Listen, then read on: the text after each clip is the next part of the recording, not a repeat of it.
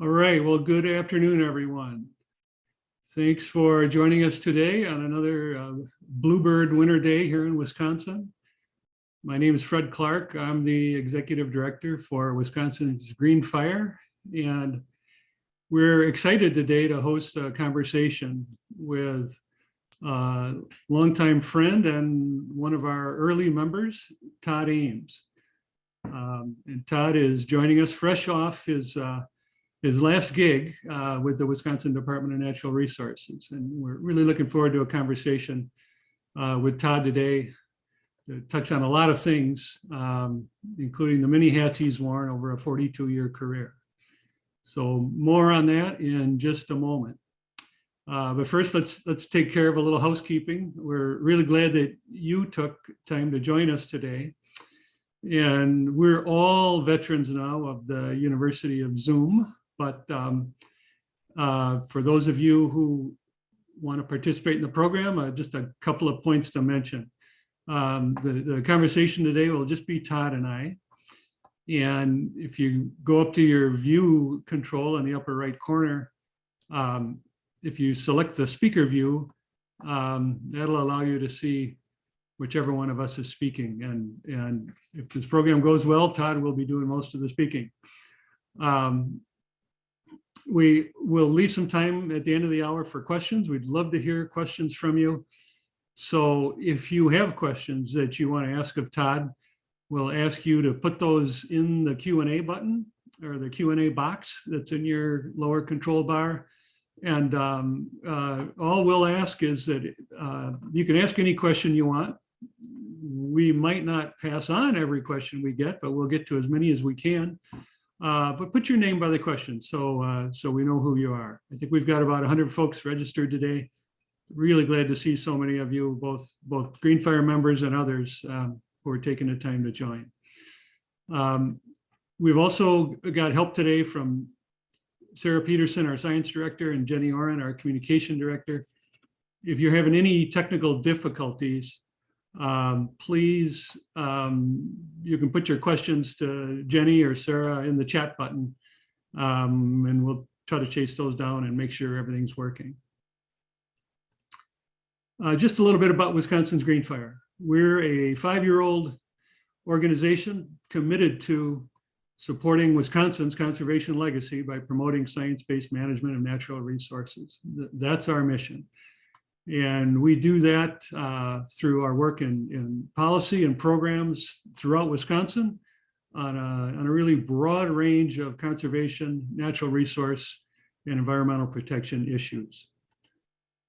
Green Fire today has over 700 members. We're nonpartisan and completely independent. Our work and our positions are really formed by our members, many of whom are career experts in a wide range of fields. We've got members who have spent careers in state service, in academia, in the private sector, and in both county, state, and federal governments, and from all corners of the state, as well as many interested, committed citizens who believe in and support our Wisconsin conservation tradition. But our work is really based on the core of our members, many of whom you're seeing right here in this 2017 photo, who bring their expertise to every conservation issue that we address or that we try to address in the state, and that all of us are affected by. We do that by working with the media and with policymakers and with the public. Our policy liaison, Paul Heinen, is constantly making connections for us in the Capitol and throughout state and county government around Wisconsin. We do that through our outreach with other partner organizations to help provide good, solid, sound information, science-based information to support good natural resources conservation. And increasingly, we're doing that work in engagement with young conservation leaders, people who are just entering the field, and who really are the promising future for the work that many of you on this call have spent your career concerned about and dedicated to.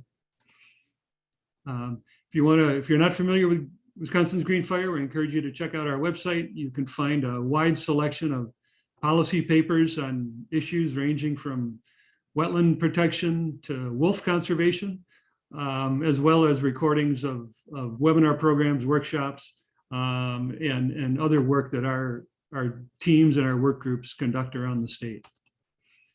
So you can check us out at wigreenfire.org, and you can also email us at that address as well, and we'll put that information in the chat box.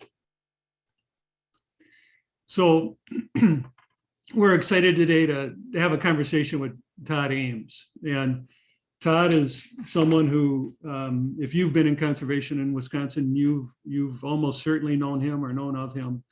Todd has spent 42 years working in environmental and natural resources fields, both in Ohio and in Wisconsin.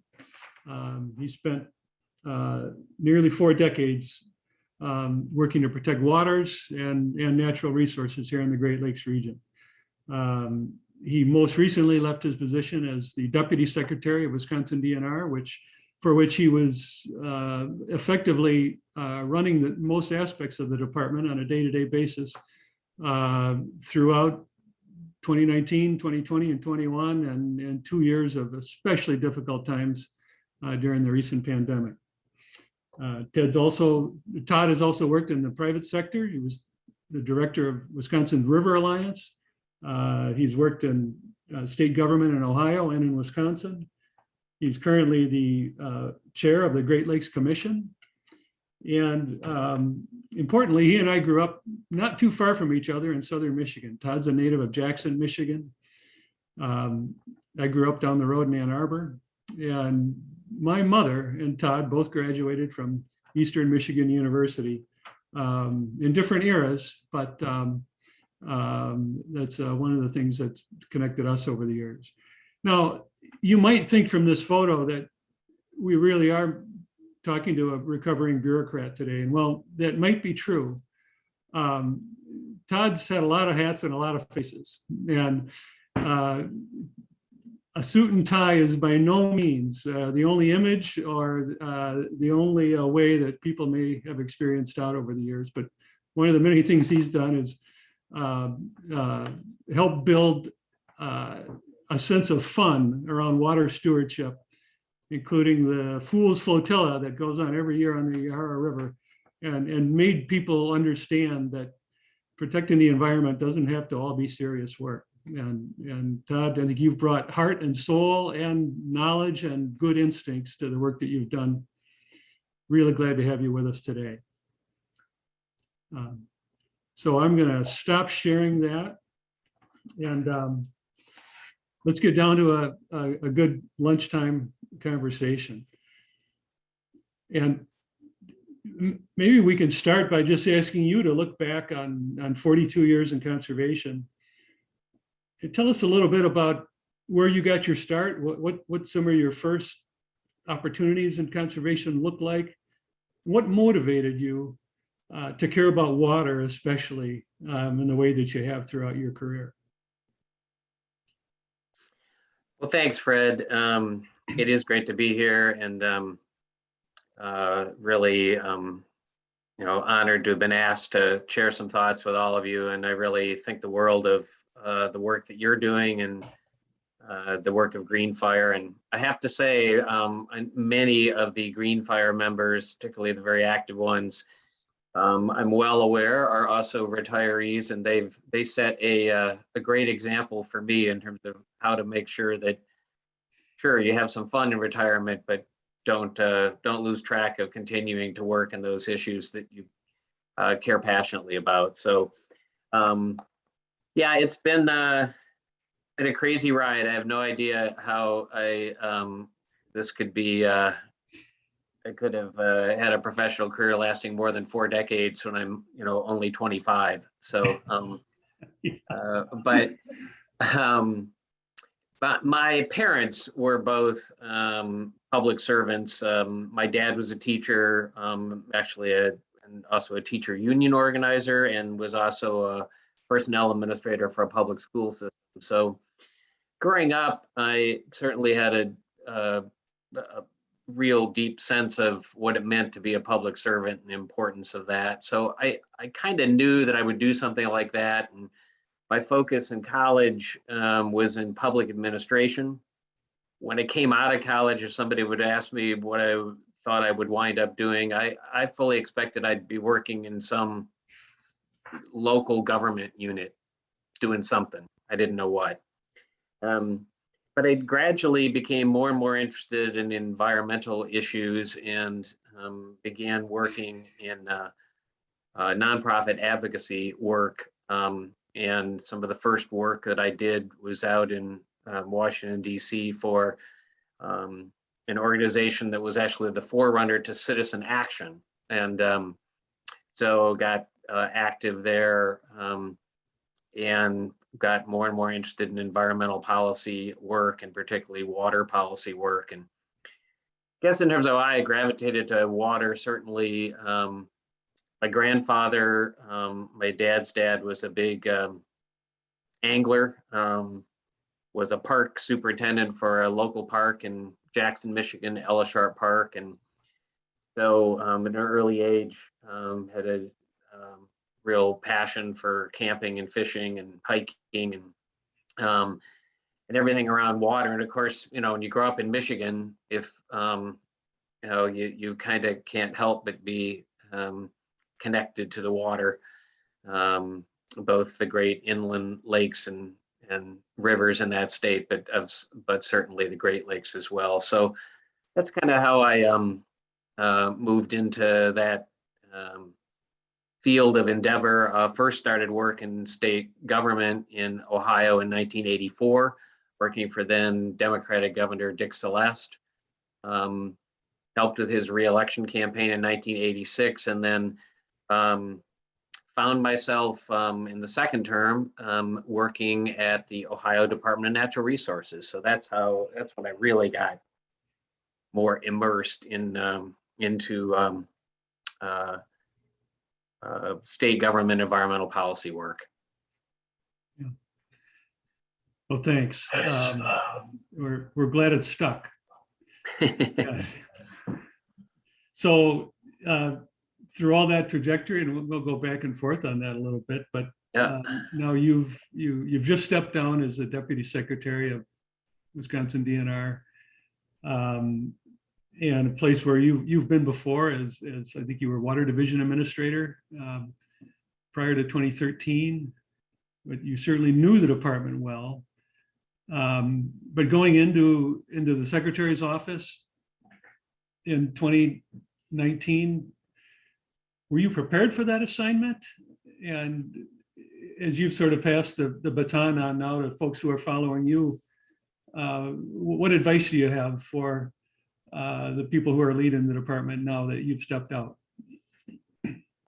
Yeah, thanks, Fred. I mean, I think I felt as prepared as you could possibly be for a job as all-consuming as being in the Secretary's office at DNR. It is an especially challenging job these days, and we can certainly elaborate a little bit on that. But in general, the Wisconsin DNR, as I know most everybody on this call is well aware of, we're one of the few states left. I think there's about 4 states where basically all natural resource issues of any significance are all in one agency. I continue to believe that the integrated resource management model that was fashioned originally by Aldo Leopold and others is the right one. But the challenge with that, the scope of the department is so vast that it really can be quickly kind of overwhelming in terms of the range of issues that you're working on. But we have some amazing staff, and it really came down to, I felt like in some areas, water policy, for instance, I had some expertise. But in a lot of areas, I just needed to, be a good administrator. And to me, being a good administrator meant relying on the experts that we have in the department to tell us give us recommendations on what was the right thing to do. We really pushed when we came into the agency that we were going to focus on the science and focus on the experts in the agency. And if you came to the secretary's office and made a good, cogent, science-based argument for something you wanted to do, chances were pretty good that we were going to say, yeah, let's do that. And I hope that staff within the agency would say that that's what they've experienced in the last 3 years. And that's really what I go back to as the way that I would hope any administration would be treating the work in the department. It's too varied, it's too complicated, it's too significant to all of us in this state to not rely on the civil servants that were hired because of their expertise to tell us what can best be done to protect the natural resources of the state. Well, thank you. And as you know, so many of our members and folks on this call, many of them spent a career in the DNR. And I think the firewall between passing on information, but allowing staff to do their job and make decisions from the bottom up, I believe firmly that that's been well represented under your leadership and appreciated. So it's been a tough time though. The last year and a half have put DNR in the spotlight, on the front page of the news above the fold more times than I think most of us were used to seeing, and not for all the right reasons. And so the department's never a stranger to lawsuits, but both lawsuits around what should have been fairly routine decisions, and in some cases the simple inability to move on what should have been fairly basic environmental protections, and then the almost constitutional crisis that some people have described it as, with the role of the members of the NRB and their ability to remain on the board, has no doubt made the job challenging. And I think you've been on the hot seat in terms of leading the department's response to some of those challenges.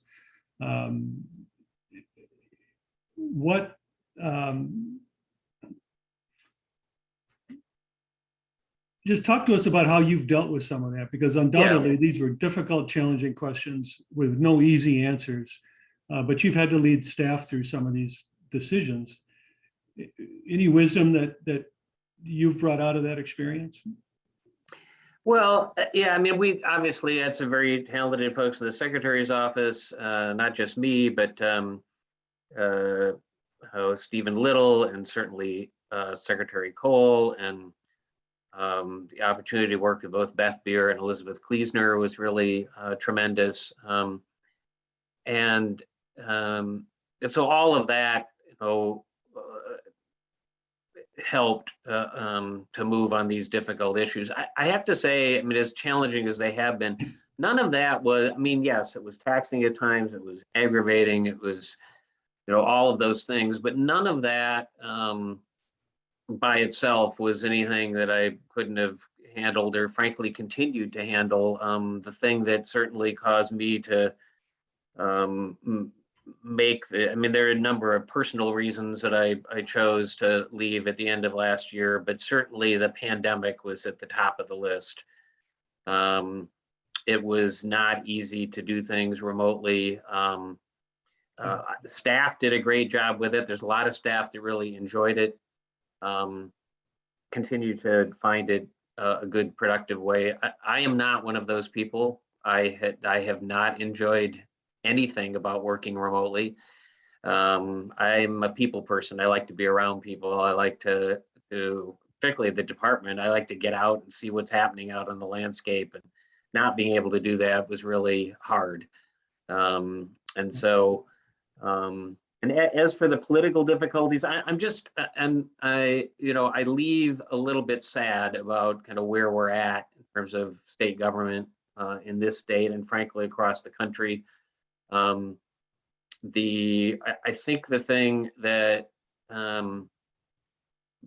I carry with me is a real abiding sense of pride in having been a public servant and working with public servants. And that work is not as appreciated in some quarters as it has been in the past, and frankly, as it should be. And the things that we had to deal with legislators and things getting, as you said, Fred, politicized that shouldn't be getting politicized. And the process with the board, I mean, and I apply this, whether it's the Natural Resources Board or the Board of Regents or cabinet appointees at the federal level. I mean, I was trained as a political scientist, and I firmly believe when people are nominated for a position that have to be confirmed by the Senate at either the state or the federal level, the Senate's job is to quickly do that. And what they should be looking at, the only thing they should look at is the individual qualified to do that job? It is not your job as a senator to assess what you think they might do in that job. I mean, I'm a Democrat, a liberal Democrat. I'll give you an example. I was not crazy about Neil Gorsuch getting appointed to the U.S. Supreme Court. Not at all. I knew he would be, casting votes on key constitutional questions that I wouldn't agree with. Was he qualified? Yes, he was qualified. That's it. He's qualified, and they got to choose who should be nominated. That's where it should end. And I continue to believe that all across state government, and Sandy Knotts should be on the Natural Resources Board right now. She should have been on the board within a month of being nominated. It's a travesty that that has not occurred. So just to follow up on that, if you look at the structure that we've built around natural resources in Wisconsin, in some ways it's still the model in terms of the bones of this system, with a board appointed with 6-year terms that guides the agency, with a conservation Congress who is established and invested in to kind of gather bottom line grassroots input from sportsmen and women and conservation minded people around the state. It would seem that we have the systems in place to help insulate the department from politics and allow that long-term view of natural resources to happen in the way that I think the framers over the years have intended. And yet that doesn't seem to have protected us from some really adverse outcomes that we've just talked about. Is there anything in any rule or law or structure that you could imagine right now that would make the current situation better, or ultimately is it just about people? Yeah, I don't know. It's a tough situation because everything is just now so ridiculously politicized. At least in terms of the Natural Resources Board, the confirmation process, et cetera, there's I don't know any way to improve it without some sort of statutory change. I mean, at a minimum, if you were going to go, I would love to see some statutory change that says, you've got a finite period of time, Senate, for confirming a nominee to any appointment that requires Senate confirmation. Whatever the time frame is, 90 days, I don't know. Yeah. Just say, look, you don't, and if you don't act, if you don't take a vote by that time, that person is automatically, on whatever entity.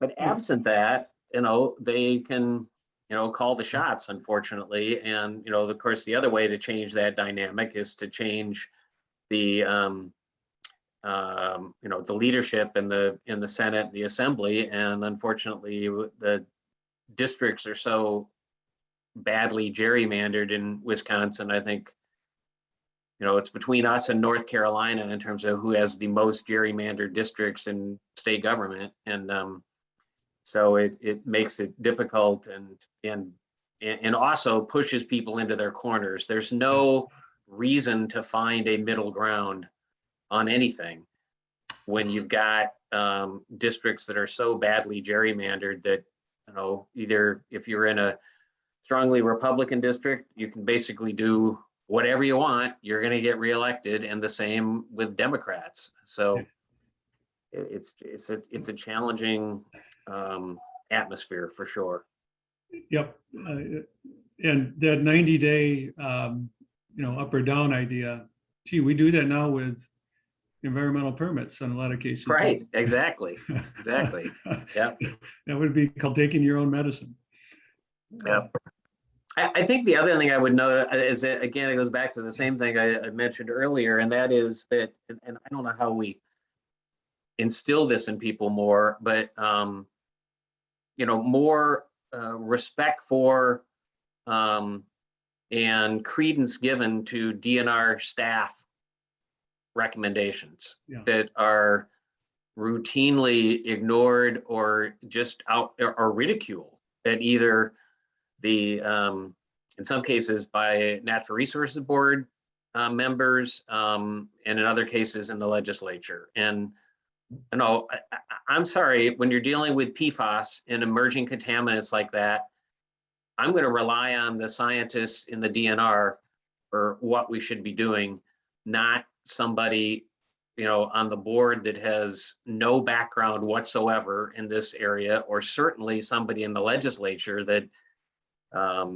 doesn't have any background in this area. And unfortunately, it seems like if it comes out of the DNR staff level in some quarters, it's immediately considered suspect. Yeah. And this is complex science, but I think I couldn't reemphasize more strongly your point that just respecting both the judgment and the committed work of the department staff whose job it is to understand these issues, without having that foundation as a sort of a shared commitment, it's hard to see effective leadership without that. The only other thing I could think of, and I've thought about this quite a bit, and maybe perhaps folks at Greenfire and others could help lead the charge on this. I do think there's some opportunity for us to remind people about the conservation legacy in Wisconsin, and what that means and should continue to mean, and maybe perhaps call on people to kind of embrace that historical legacy of this state. Let me give you an example that I've been thinking about a lot recently. There's much hand wringing and gnashing of teeth over the question of regulations of PFAS. These, huge problem with these contaminants, of course, across the country, and certainly here in Wisconsin, often your military bases or airports, but certainly found in other places. And we hear from quarters like WMC and even water utilities, unfortunately, in some areas, that we should simply wait. We should wait for some, magic elixir to come from the federal government. Yeah.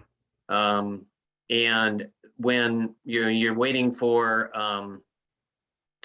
first off, you're waiting for an action to set a maximum contaminant level for PFAS at the federal level. The last time the federal government set a maximum contaminant level for anything was 1994.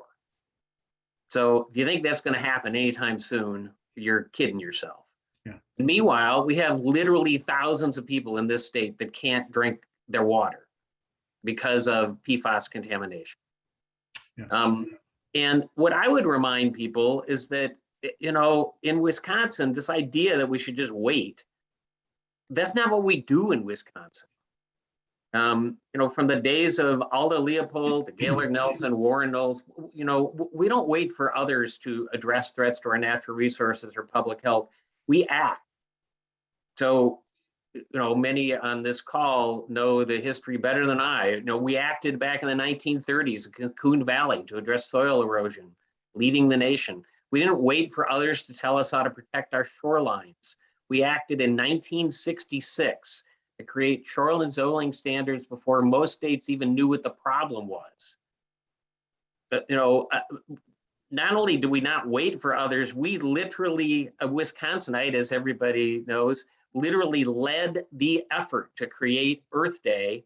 Mhm. The whole world followed, and we had a whole range of protections because of that. And you go right through the list. We passed regulations on DDT several years before the federal government did anything. We were the first state in the nation to have secondary treatment for wastewater at sewage treatment plants back in the 1970s. Acid rain legislation in 1986. Phosphorus effluent limits in 1991. And I've got another 15 I could run through, and since then, we act in this state. And why do we do that? Because if you live, anybody that knows in Wisconsin knows we have some of the greatest natural resources in the world. And certainly on the waterfront, unmatched amounts of pristine water resources in this state. And we have, as I always said, we have world-class resources, and because of that, we have some world-class protections. Yes, regulations that are on the books. And I don't apologize for that. In fact, I applaud it. We should be taking action. We should be leading. That world-class investment in management of natural resources is, you're absolutely right, is what put the state on the map in the conservation world. And I think that's a big part of the reason our organization was formed, which you know well. Yep. So this year, am I correct that this is the 50th anniversary year of the Clean Water Act? It is indeed.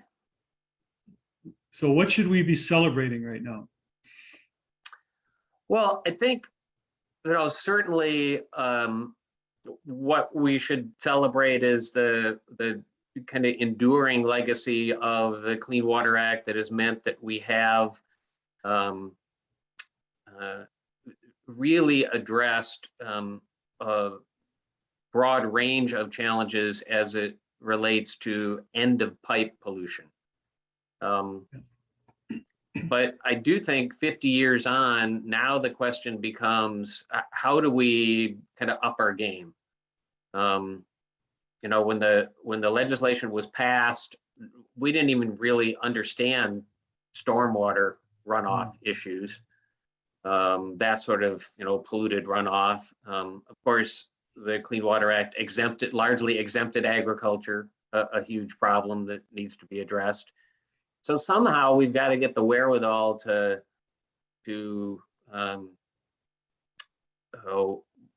add some additional protections to the current Clean Water Act, or do something new and different. And I don't know how that's going to happen with Congress like it is, but like a lot of things on the books,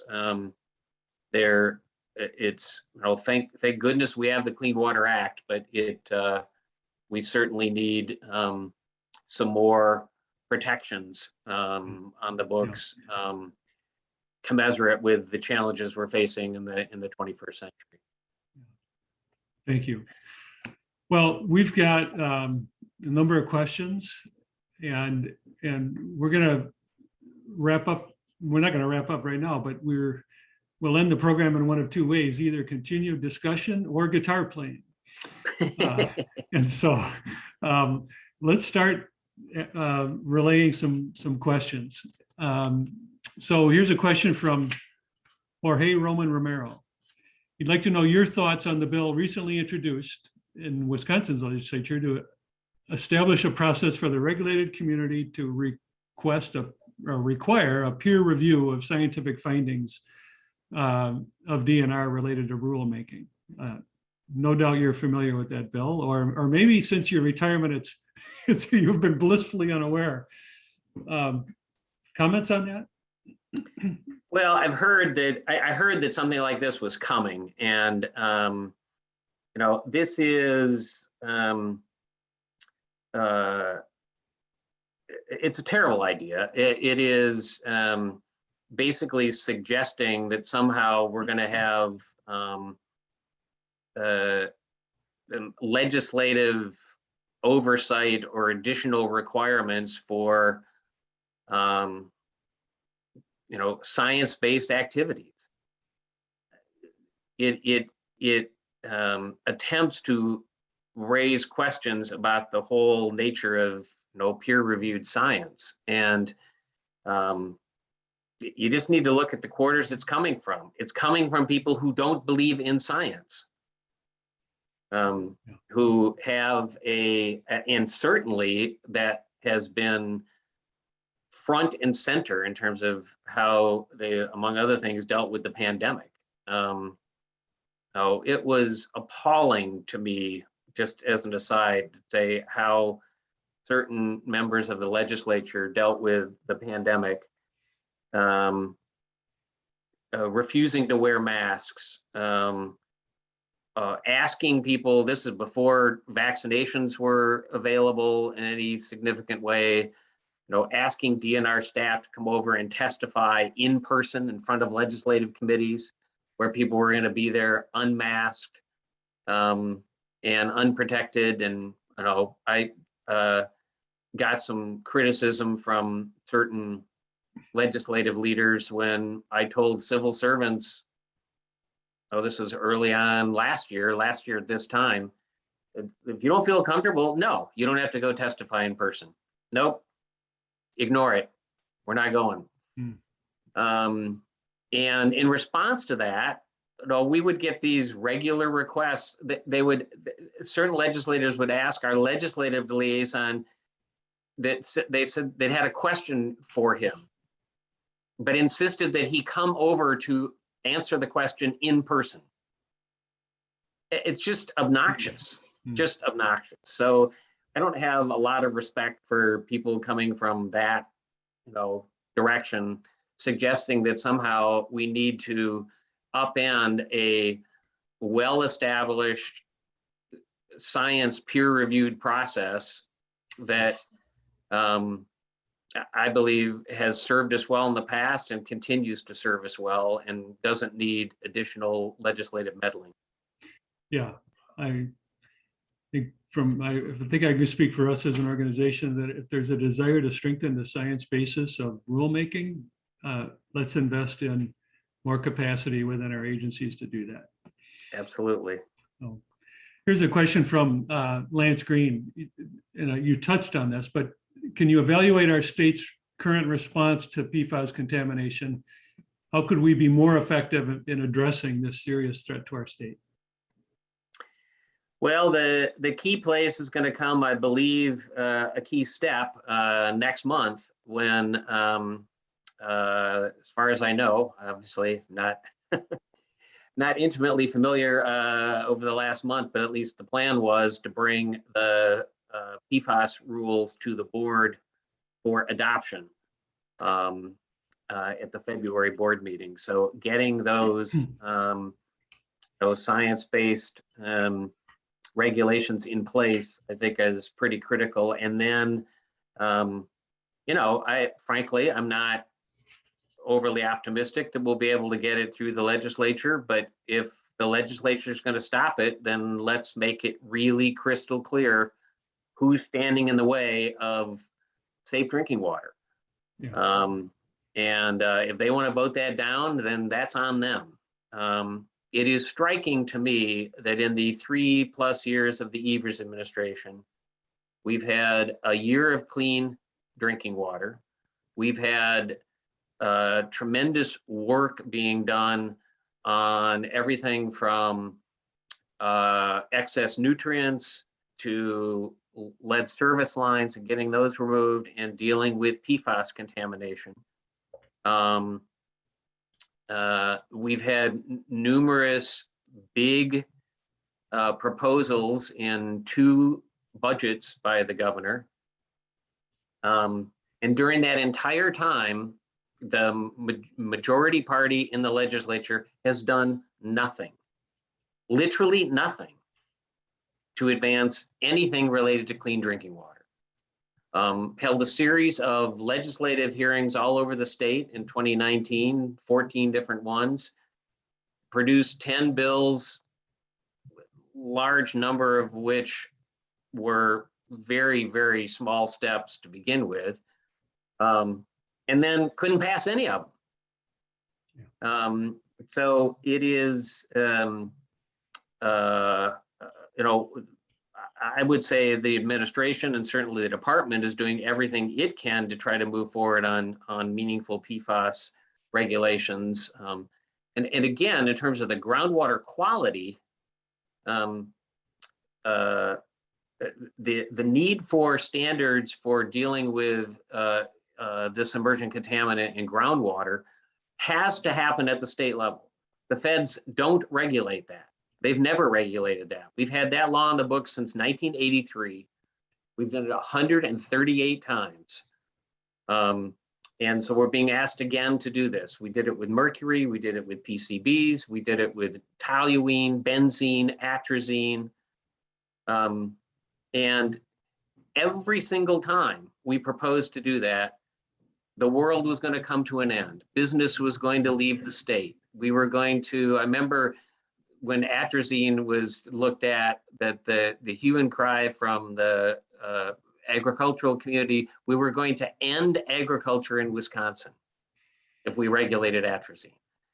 And at the end of the day, the only thing that happened after all of those things were done is that we had safer groundwater resources. That's what happened. And we need to do that again. Yeah, thank you. And we've got $3 billion or more in the bank right now that we could do a few things.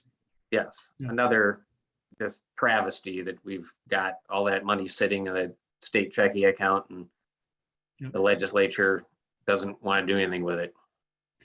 Here's a question from Tom Giroux. Todd, can you compare and contrast your success working across the aisle on the Great Lakes Compact versus today working on issues like wolves or PFAS? What has changed?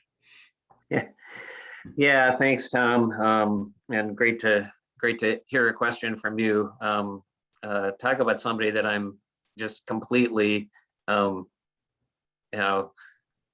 think Tom is who achieved amazing things at the department. I think he's achieving even more since he's been retired. It's just amazing things that he does. So We agree. Congrats to you, Tom. But yeah, I don't know. I mean, the compact, one of the things we had going for us then is that we were trying to put in place a regulatory system for a problem that we saw coming, but that, wasn't here yet. So at least as it relates to a sustainable management system for the whole Great Lakes region. And so I think we had that going for us a little bit. We also had, bipartisan leadership. I mean, the 2 governors that were really leading the charge at that time was Jim Doyle, because he was chair of the governors for a couple of key years that time. But frankly, Bob Taft, Republican governor in Ohio, really made it, he wanted this to happen, really saw this as an important legacy for him. And so, but it was also a different time when you could still have some conversations about, legislative issues, and and you could have genuine disagreements on the policy front, but know that that's what they were. There were genuine disagreements on the policy front. Now you don't even get to that stage. We don't get to have meaningful policy conversations across the aisle. anymore. It's just, well, that's a democratic idea, and it's just based in wins and losses. You know, I find legislators, and especially aides, more and more, they just celebrate when they won something. It's wins and losses. It's not, wow, isn't that great that we got this passed and moved forward this important public policy initiative? Those sorts of conversations don't happen.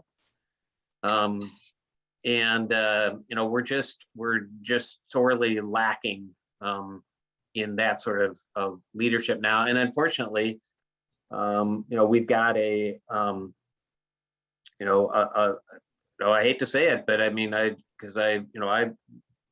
had challenges, legitimate battles, if you will, with the Republicans my whole career, but it's always been, you know, up until recently, it was always this, you know, kind of different approaches to how you should do meaningful public policy. And now you've got a party that is still beholden to a cult leader. There's just no interest in moving forward any sort of meaningful public policy initiatives. Instead, we're going to, you know, pass legislation to prohibit the teaching of some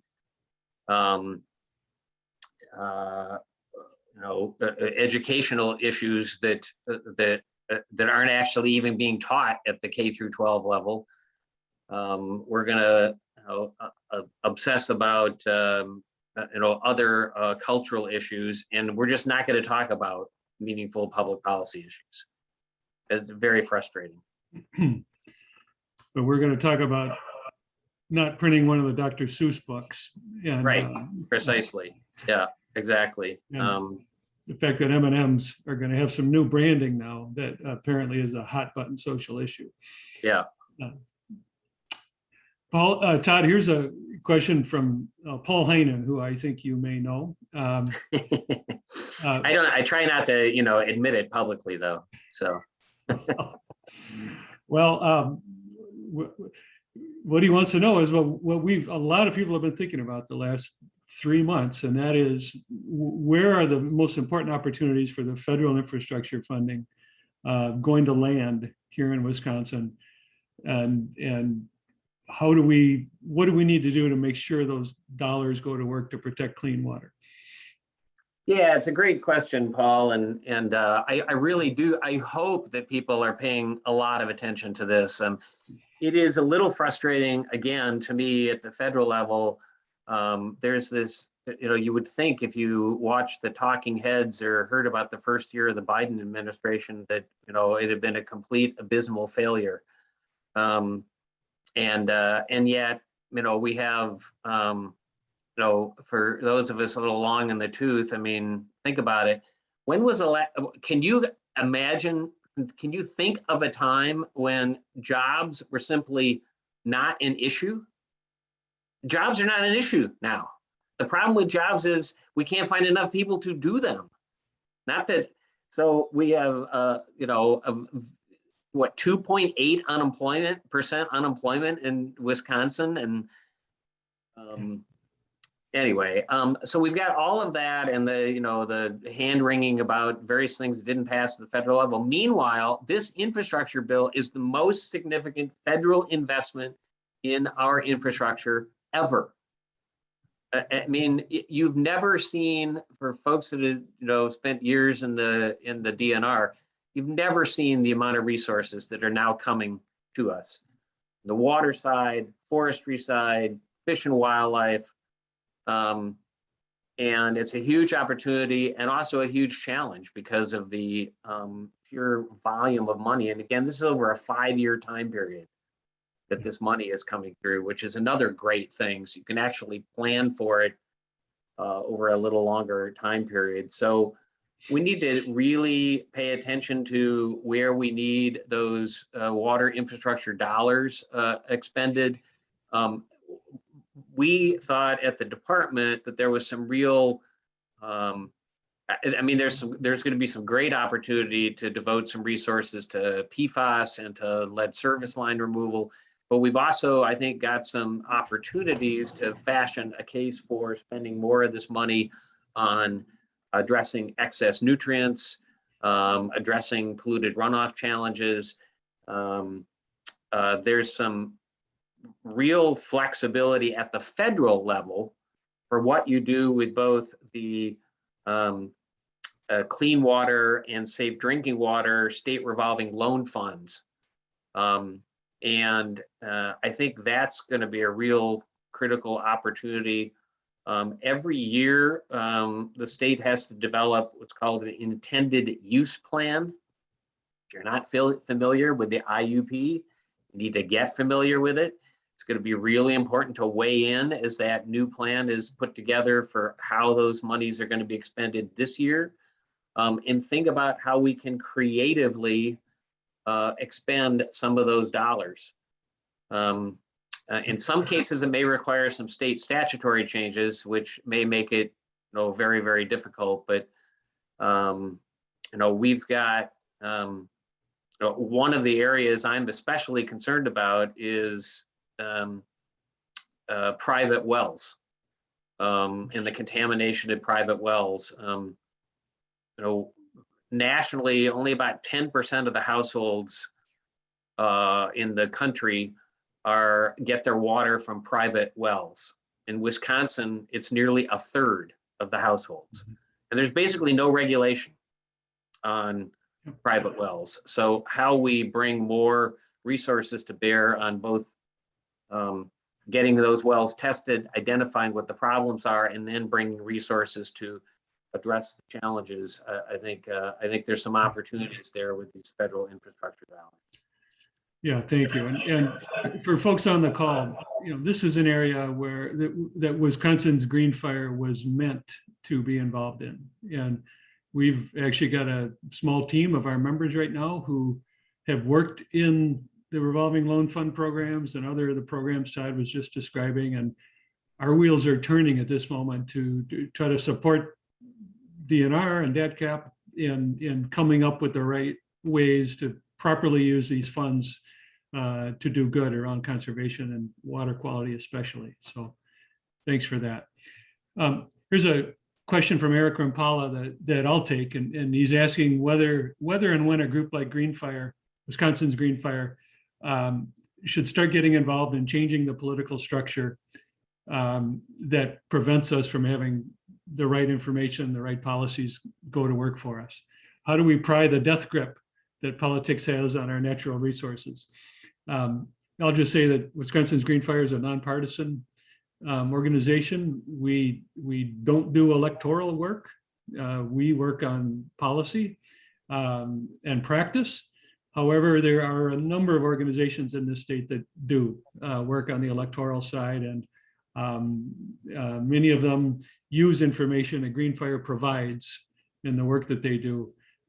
We share our information with everyone who wants it or needs it across the spectrum of politics, but feel free to message us if you'd like information about groups that are doing conservation work in the political arena. One last question, Todd, hold on a moment, please. It's a couple of people have asked about shoreline zoning. And can you talk a bit about the current status of shoreline zoning and whether and how we can put more of the control back in the hands of municipalities and local communities around sort of defining their own outcomes around shorelines? Yeah, it's as I said a few times in my stint back in the department, I was continually dismayed by the changes that happened when I was out of state government for 8 years. And I would say, hey, what's up with such and such? Oh, that got changed in the Walker administration. Oh, nope, that's gone. Oh, nope, that's out of here. And certainly the enhancements around shoreline zoning were one of those casualties. And I think that's a grave mistake. And the best I can think of in this atmosphere probably not going to get something to happen meaningfully in the legislature. So the best approach is to be creative in what you might be able to do in terms of local zoning. And see if you can creatively get some local zoning ordinances in place that haven't been preempted at the state level.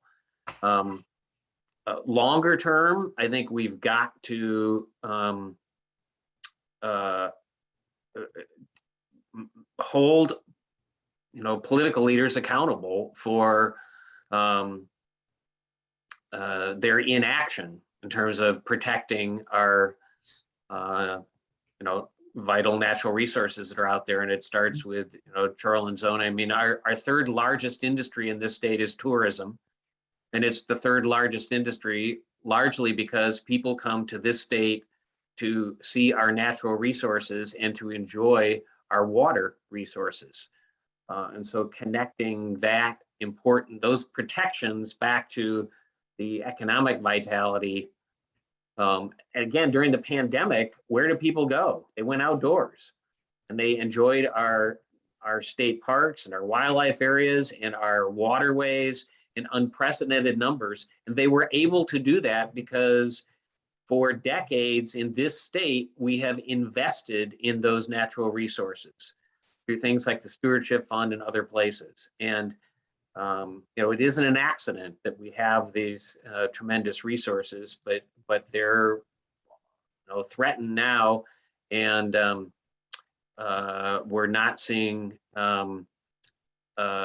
any sort of protections even being suggested by the majority party in the legislature, let alone acted on. Well, Todd, you and I are about the same age, and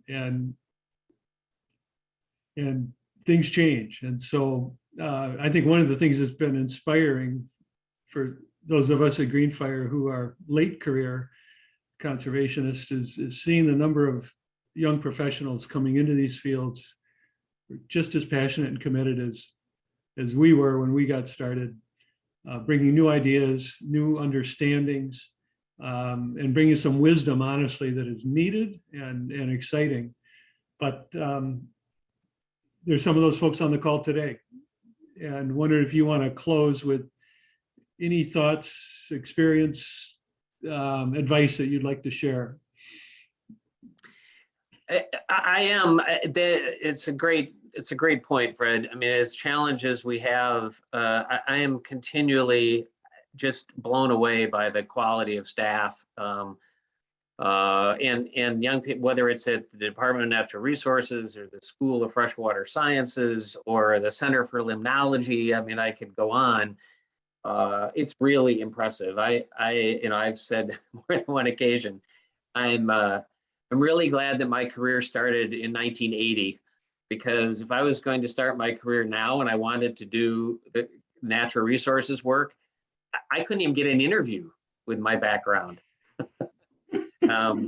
These people are amazing and amazingly talented, and they stepped up in unprecedented ways. I'll just end, largely thanks to those young people in the department.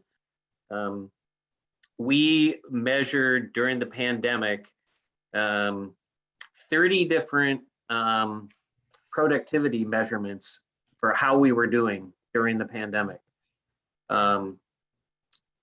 In all 30 of them, we at least stayed the same as where we were in terms of productivity before the pandemic.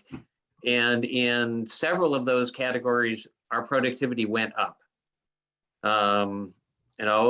These people are able to adjust. They're able to figure out how to get their work done and do good work for the citizens of the state. And so I know that, given the opportunity to just do their work and use their expertise, we're going to be in good hands in the future. That's a great question to close on. And Todd, it's been great to talk today. Inspiring and insightful, although we could have gone on for another hour, no doubt, but you've got loafing to get back to. I do. My schedule's been, really challenging in this first month. I get up in the morning. I get something to eat. I take the dog for a walk, and I take a nap, and then I repeat the process. It's been a challenge for me, but somehow I've been able to meet the challenge so far. We're looking forward to your upcoming blog about productive retirement. All right, well, we'll look forward to seeing you more involved in Green Fire and on the water and down the road. Todd, thanks so much. That's great. Thanks to you and everybody at Green Fire. Okay, thank you, everyone. We'll see you all soon.